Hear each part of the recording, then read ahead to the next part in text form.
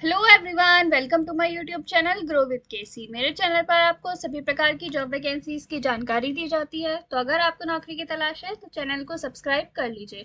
चलिए बात करते हैं आज की जॉब वैकेंसी के बारे में। आज की हमारी जॉब वैकेंसी आई है Uttar Pradesh public service commission की तरफ से, यानी कि यूपीपीएससी की तरफ से आपकी वैकेंसी आई है। असिस्टेंट प्रोफेसर की पोस्ट पर यहाँ पर वैकेंसीज निकली हैं, वो भी गवर्नमेंट डिग्री कॉलेजेस में। तो चलिए बात करते हैं इसके बारे में।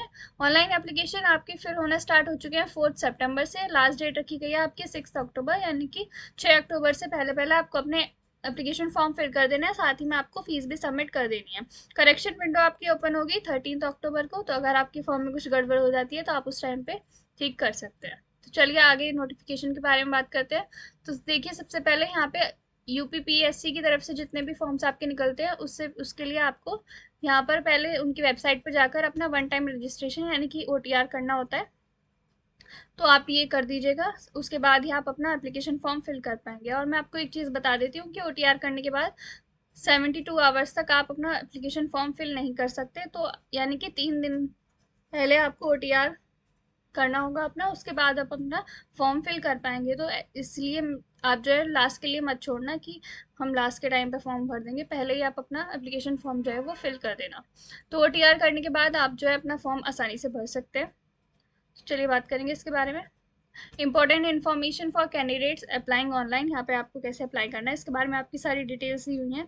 Online application will be completed in 4 stages. 4 stages में आपका जो है एप्लीकेशन जो है वो कंप्लीट होगा। फर्स्ट स्टेज यहाँ पर लिखी हुई है, आप यहाँ से पढ़ सकते हैं। सेकेंड स्टेज ये लिखी हुई है आपकी। देन यहाँ पर आपकी थर्ड स्टेज है और यहाँ पर आपकी फोर्थ स्टेज है। तो यहाँ पर पूरा आपको प्रोसेस बताया गया कि कैसे कैसे आपको स्टेप वाइज अपना एप्लीकेशन फॉर्म फिल करना है। तो यहाँ से देख के आप उसको आसानी से फिल कर सकते हैं। चलिए अब हम आगे बात करेंगे। यहाँ पर हम बात कर लेते हैं आपकी एप्लीकेशन फ़ीस की। देखिए, यहाँ पर आपको अनरिजर्व्ड ईडब्ल्यूएस और ओबीसी कैंडिडेट्स के लिए 125 रुपीज़ की एप्लीकेशन फ़ीस है। SC ST के लिए 65 रुपीज़ की एप्लीकेशन फ़ीस है। PWDs के लिए यहाँ पर आपकी कोई भी एप्लीकेशन फ़ीस नहीं है, सिर्फ आपकी ऑनलाइन प्रोसेसिंग फ़ीस है, वो भी ₹25। एक्स सर्विसमैन के लिए आपके 65 रुपीज़ की एप्लीकेशन फ़ीस है। Dependents of the freedom fighter women और स्किल प्लेयर की जो एप्लीकेशन फ़ीस है वो उनकी ओरिजिनल कैटेगरी के अकॉर्डिंग ही हमको फिल करनी होगी। नंबर ऑफ वैकेंसीज देख लेते हैं कि कितनी वैकेंसीज यहाँ पर आपकी निकली हैं। तो देखिए, गवर्नमेंट डिग्री कॉलेजेस में आपकी 1253 वैकेंसीज टोटल निकली हुई हैं। ये वैकेंसीज जो हैं वो बढ़ भी सकती हैं या फिर घट भी सकती हैं। ये आपकी ग्रुप ए की गेजेटेड पोस्ट होने वाली है। लेवल 12 की सैलरी इसमें आपको मिलेगी, जो कि आपकी 57,700 से लेके 1,82,400 तक हो सकती है। रिजर्वेशन जो कि रिजर्व कैटेगरीज हैं उनको मिलेगा ही, लेकिन जो ओबी जो यूपी के रिजर्व कैटेगरीज है सिर्फ उन्हीं को यहाँ पर रिजर्वेशन मिलने वाला है। जो अदर स्टेट के कैंडिडेट्स हैं वो यहाँ पर जनरल कैटेगरी में ही काउंट होंगे, तो उनको यहाँ पर कोई भी रिजर्वेशन नहीं मिलने वाला है। चलिए अब हम आगे बात करेंगे। एकेडमिक क्वालिफिकेशन की हम बात कर लेते हैं कि कौन कौन इसके लिए अप्लाई कर सकता है, क्या एलिजिबिलिटी आपकी यहाँ पर मांगी गई है।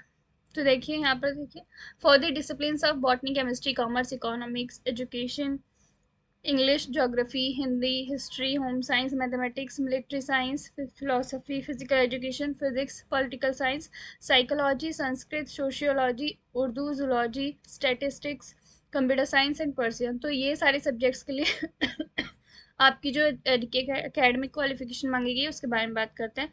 सबसे पहले तो आपने मास्टर्स डिग्री की होनी चाहिए विद 55% मार्क्स। उसके बाद आपने जो है नेट क्वालिफाई किया होना चाहिए बाय द यूजीसी और CSIR, जो भी आपका सब्जेक्ट में होता है। अगर आपका यूजीसी नेट होता है तो आपका यूजीसी नेट क्वालिफाई होना चाहिए। अगर आपका CSIR नेट है तो CSIR नेट आपको क्वालिफाई होना चाहिए। या फिर स्लेट सेट जैसे एग्जामिनेशन आपके क्वालिफाई होने चाहिए, या फिर आपके पास एक PhD डिग्री होनी चाहिए। तो आप इसके लिए अप्लाई कर सकते हैं। NET SLET SET shall also not be required for such masters programme in discipline for which. तो देखिए, ऐसे सब्जेक्ट जिनके लिए नेट या स्लेट का एग्ज़ाम नहीं कंडक्ट कराया जाता है तो उनके लिए यहाँ पर उस एग्ज़ाम की कोई रिक्वायरमेंट नहीं रखी गई है। या फिर जो कैंडिडेट्स हैं जिन्होंने PhD डिग्री की हुई है, यहाँ पर कुछ लिस्ट दी हुई है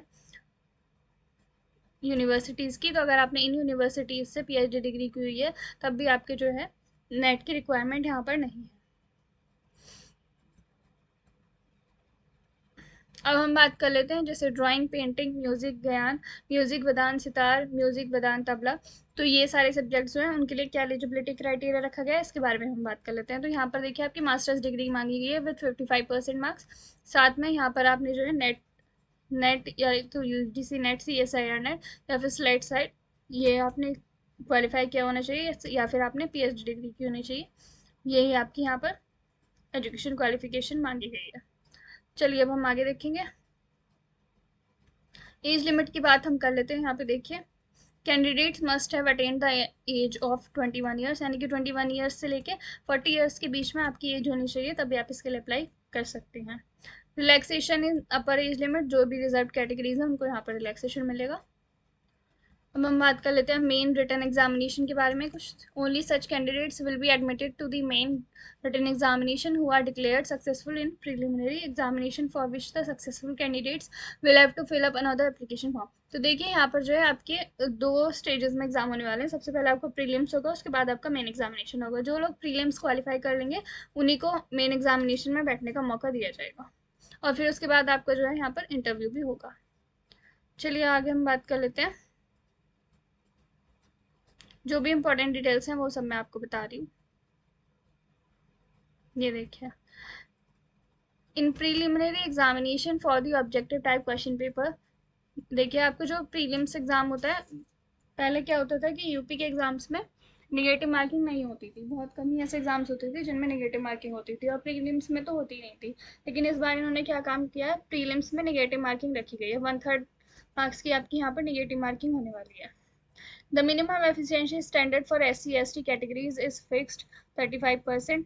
That is, the candidates of this category shall not be placed in the merit list if they have secured less than 35% marks in prelims. तो देखिए अगर आप SC/ST से हैं तो आपको जो है प्रीलिम्स में 35% मार्क्स लाने होंगे, तभी आप उसको क्वालिफाई कर पाएंगे, और बाकी सारे कैटेगरीज को 40% मिनिमम लाने होंगे, तभी आप क्वालिफाई कर पाएंगे आगे के लिए। तो ये तो हो गई प्रीलिम्स की बात। अब हम आगे बात करेंगे।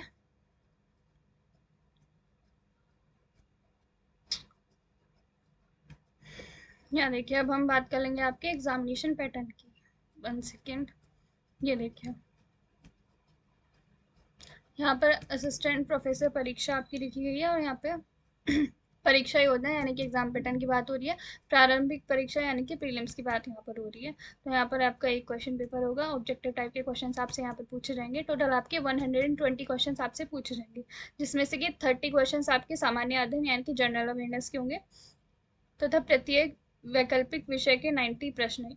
देखिए 30 क्वेश्चन यहाँ पर आपके जनरल अवेयरनेस के होंगे और 90 क्वेश्चन आपके सब्जेक्ट स्पेसिफिक होंगे।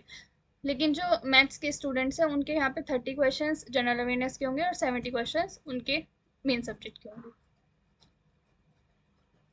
पूर्णांक यानी कि यहाँ पे टोटल आपका जो मार्क्स होने वाले हैं वो 150 मार्क्स का ही पेपर होने वाला है, और 2 आवर्स का टाइम यहाँ पर आपको दिया जाएगा इसके लिए।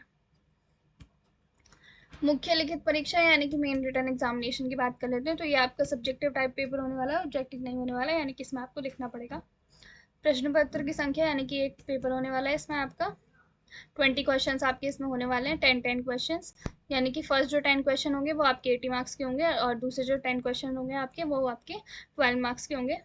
तो यहाँ पर आप देख सकते हैं, तो 80 + 120, इसलिए आपका यहाँ पर 200 मार्क्स का पेपर होने वाला है। 3 आवर्स का टाइम यहाँ पर आपको मेंस एग्जाम के लिए दिया जाएगा। यहाँ से आप देख सकते हैं कि जो पार्ट ए होगा आपका मेन एग्जामिनेशन में, उसमें आपके जो 10 क्वेश्चन होंगे वो आपका हर क्वेश्चन जो है वो 8 मार्क्स का होगा। पार्ट बी में जो आपके 10 क्वेश्चन होंगे उसका हर क्वेश्चन आपका 12 मार्क्स का होगा। तो इसी हिसाब से आपके टोटल 200 मार्क्स का क्वेश्चन पेपर मेन्स का होने वाला है। फिर आपका जो है इंटरव्यू होने वाला है। इंटरव्यू के यहाँ पे आपके 25 मार्क्स दिए गए हैं। और एक चीज़ मैं आपको बता देती हूँ कि प्रीलिम्स के बेसिस पे आपकी मेरिट नहीं लगने वाली है। मेंस एग्जाम्स और इंटरव्यू, मेन एग्जाम और इंटरव्यू के बेसिस पे आपकी जो है मेरिट यहाँ पर लगने वाली है।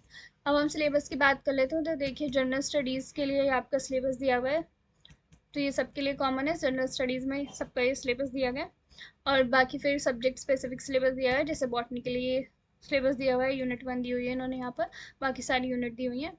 ऐसे ही आपका हर सब्जेक्ट का सिलेबस अलग अलग यहाँ पर दिया हुआ है, तो आप अपने सब्जेक्ट का सिलेबस यहाँ से देख सकते हैं। तो देखिए ये केमिस्ट्री का सिलेबस है, ये कॉमर्स का सिलेबस है, ये एजुकेशन का सिलेबस है। हर सब्जेक्ट के लिए इन्होंने यहाँ पर डिटेल सिलेबस दिया गया है। ये इंग्लिश लिटरेचर का सिलेबस यहाँ पर दिया हुआ है। तो इस नोटिफिकेशन PDF को मैं आपको डिस्क्रिप्शन बॉक्स में दे दूँगी, वहाँ से आप इसको डाउनलोड कर सकते हैं और अपना सिलेबस जो है वो देख सकते हैं। अभी हम बात करेंगे कि कितनी कितनी वैकेंसीज हैं यहाँ पर, किस सब्जेक्ट के लिए और किस कैटेगरी के लिए। Just 1 second.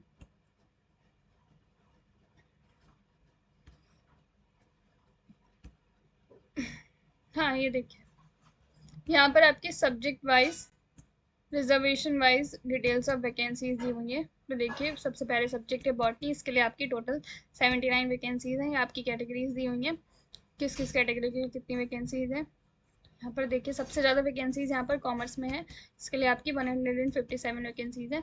आप अपने सब्जेक्ट में देख सकते हैं कि आपके सब्जेक्ट में यहाँ पर कितनी वैकेंसीज हैं और आपकी कैटेगरी में कितनी वैकेंसीज है। टोटल वैकेंसीज यहाँ पर 1253 हैं। तो बस यही थी पूरी इन्फॉर्मेशन, सब मैं आपको बता चुकी हूँ। अगर आपको कोई डाउट आता है तो आप मुझसे कमेंट सेक्शन में पूछ सकते हैं। वीडियो अच्छी लगी हो तो लाइक कर दीजिए और चैनल को सब्सक्राइब कर लीजिए।